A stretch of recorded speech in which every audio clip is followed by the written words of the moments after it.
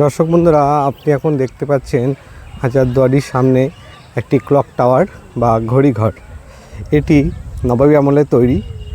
তখনকার দিনে প্রজাদের কাছে ঘড়ি ছিল না, সেই জন্য নবাবরা কী করেছিল যে ক্লক টাওয়ার করেছিল।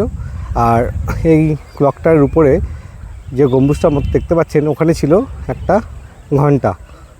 তো ঘন্টা পড়লে সকলের টাইম বুঝতে পারতো, আর ঘন্টা বাজলে পুরো এরিয়াতে সাউন্ড শোনা দিত।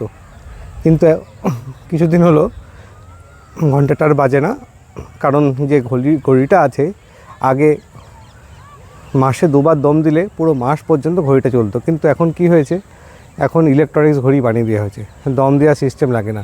ঘড়িটা নতুন করে রিফার্বিশ করার পরে ঘড়িটা আবার চলছে এখন। এটি হাজারদুয়ারির একটা মূল আকর্ষণ।